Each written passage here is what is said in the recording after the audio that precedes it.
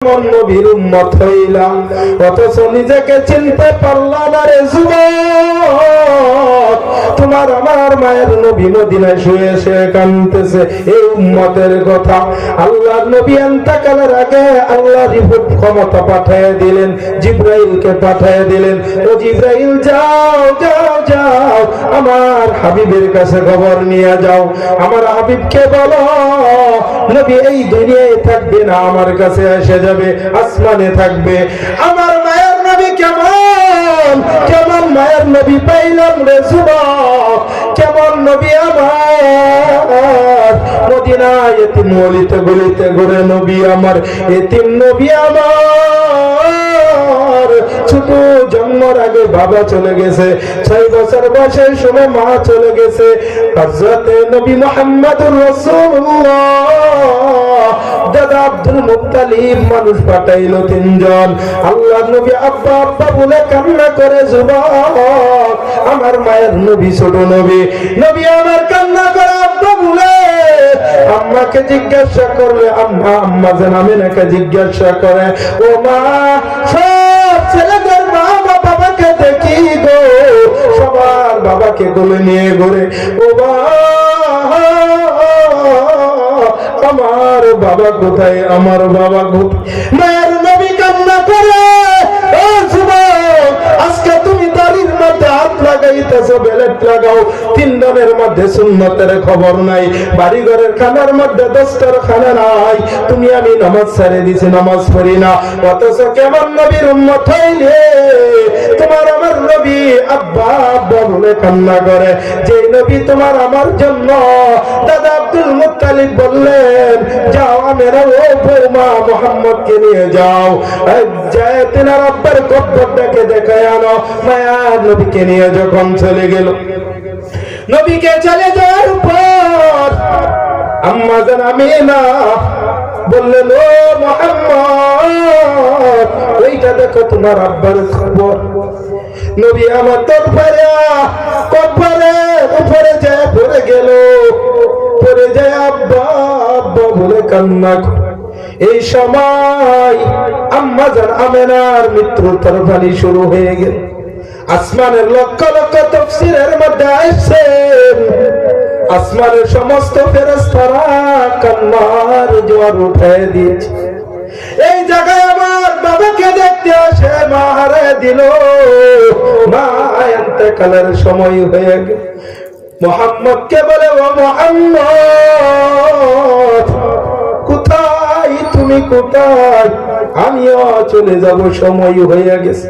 ও মুহাম্মদ আসরে বাবা লাশ বারের মতো না তোমাকে চুম্বন করে। সেই নবী আমার যখন আমেনা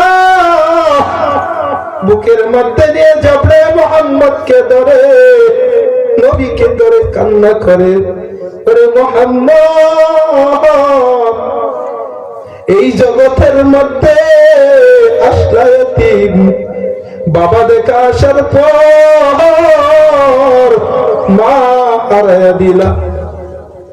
নবী আমার মা হারায়া দুনো মা বাবাকে কবর রাখে।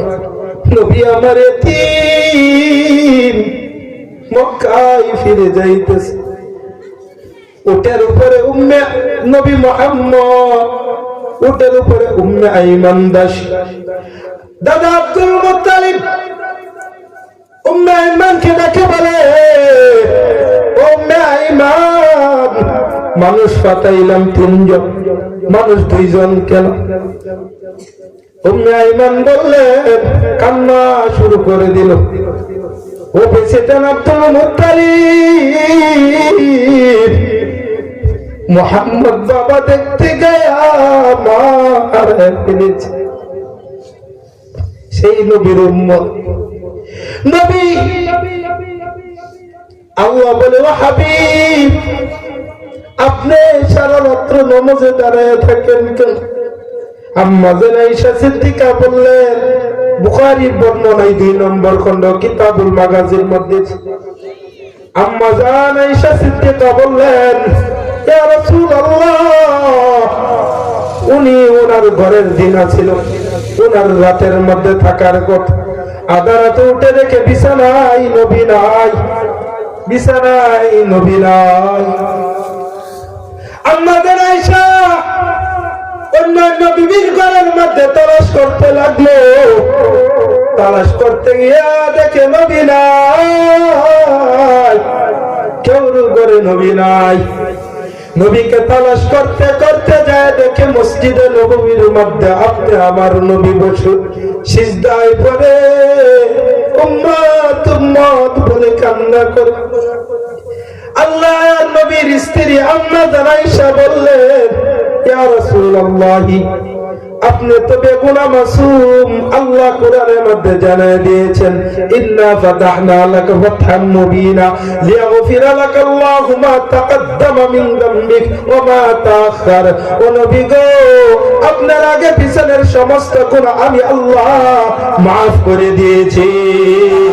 ও রাসূলুল্লাহ, আপনি তো বেগুনাহ মাসুম। নবী গো, সারা রাত্র নামাজ পড়ার কি দরকার? আল্লাহ নবী হাদিসের মধ্যে লফজ এসেছেন, আফালা আবদুন শাকুর। ও আয়েশা, আমি আমার রবের কি শুকর আদায় করব না? এই নবীর উম্মত, এই নবীকে বলা হয়েছে, ইয়া রাসূলুল্লাহ, আপনি আমার কাছে আসে যান, দুনিয়া থাকার দরকার নাই। আমার মায়ের নবী বলল, ও আমার আল্লাহ,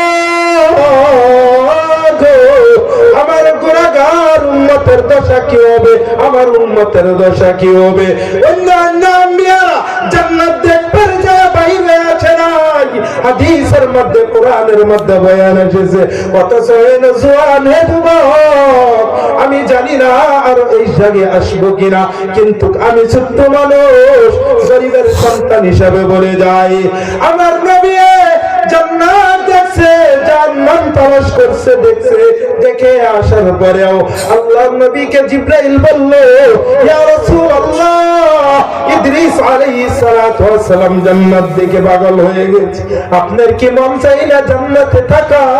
আমার মায়ের নবী বললেন, ও জিবরাইল, আমি মুহাম্মদুর রাসূলুল্লাহ, আমার উম্মতরা একা একা পড়ে আছে, নবী আমার জান্নাতে থাকে না, জান্নাতে চলে আছে।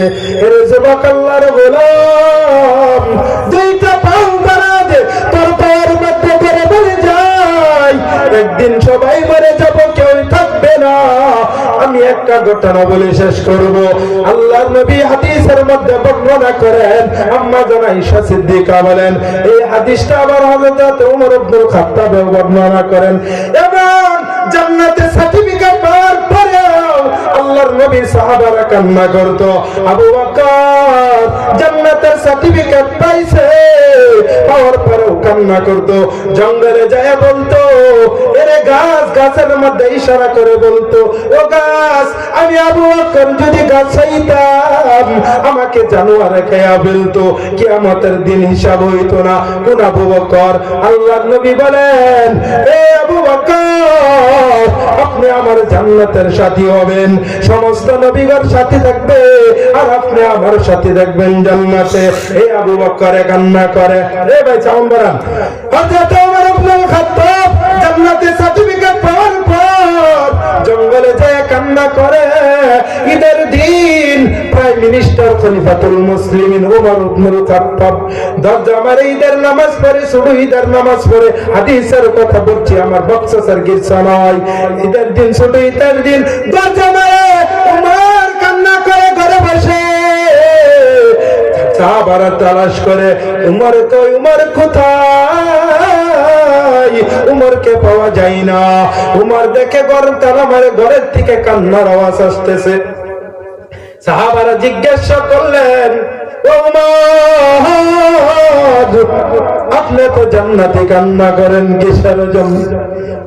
আজকে তো খুশির দিন। উমর ইবনে খাত্তাব বলেন, এ আমার মায়ের নবী, সাহাবারা শুনেন, ওই ব্যক্তির জন্য খুশির দিন যাকে আমার আল্লাহ মাফ করে দিয়েছে। আমি উমরকে মাফ করছি কিনা জানি না, এই জন্য আমি উমর কান্না করি। 3 নম্বর খলিফা হযরত উসমান গনি রাদিয়াল্লাহু তাআলা। আল্লাহর নবী বলেন সমস্ত নবীদের জান্নাতের মধ্যে দুষ্ট হবে, আমার দুষ্ট হবে হযরত উসমান। সেই উসমান কবর দেখে হাউমাউ করে কান্না করে, আর তুমি আমি সেই নবীর উম্মত, তুমি আমি কিসের কান্না করি? এর যুবক পায়ের মধ্যে ধরে বলে যাই, দাড়ি কাটিও না কোনোদিন। 2 নম্বর নামাজ ছাড়িও না, নামাজ কিয়ামতের দিন হাদিসের মধ্যে এসেছেন, সহিহ তিরমিজির বর্ণনায়, সহিহ মুসলিমের বুখারীর বর্ণনায় এসেছেন, কিয়ামতের দিন আব্দুল্লাহ ইবনে কাত্তাব রাদিয়াল্লাহু তাআলা বর্ণনা করেন, কিয়ামতের দিন আউয়ালু মা ইউহাসাবু বিহি, আল্লাহ তাআলা কিয়ামতের দিন সর্বপ্রথম হিসাব নেবেন, বলবেন ও বান্দা তুমি নামাজ আদায় করছো কিনা? এই যুবক আজকে তোমাদেরকে বলে যাই, নামাজ ছাড়িও না, নামাজ ছাড়িও না। সাহাবারা জান্নাতের সার্টিফিকেট পাওয়ার পর কান্না করে নিজেকে গুনাহগার বলে দাবি বলে। এই